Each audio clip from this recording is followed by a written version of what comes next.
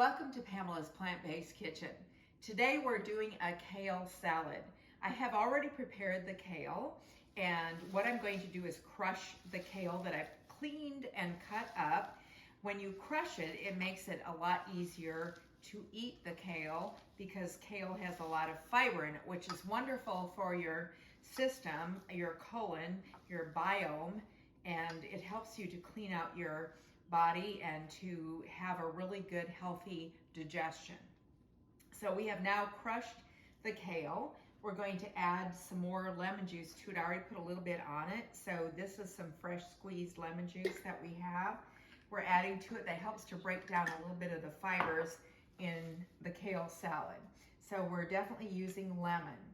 So the next thing we're going to do is we're going to add some of the quinoa that we've already pre-cooked. Now quinoa is a very healthy choice to add. It's gluten-free, which a lot of people really appreciate that have reasons medically to be gluten-free. Not everybody has that issue, but for people that are gluten-free, quinoa is a really good choice. Now quinoa is full of calcium, iron, protein, and magnesium, which are all really important for our bodies to absorb. So we have our quinoa on our salad that has the kale with the lemon juice on it. We're going to add some pomegranate seeds, which are just full of wonderful antioxidants for your system. So this is going to go on top of the quinoa that we've already added. Next, we're going to take our Italian grinder. We're going to put a little bit of spice on here. You know, spices are underrated. People don't realize that besides flavor, there's a lot of nutrition in our spices. This is a variety of Italian spices, really good for us. Now, we have already pre-cooked and roasted our little chickpeas. Chickpeas are full of protein, so you can flavor your chickpeas any way that you want. You can take a little bit of olive oil or vegetable broth if you're oil-free, and then add some perhaps rosemary, garlic, whatever spices that you like on it. Roast it at 400 for about 15 minutes, let it cool. And then we're going to add that. That takes the place for people who are gluten-free or people that want to add protein to your salad.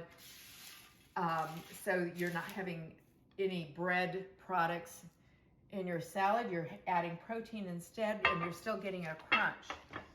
The next thing that we're doing is we're adding some walnuts. Here we have some more protein.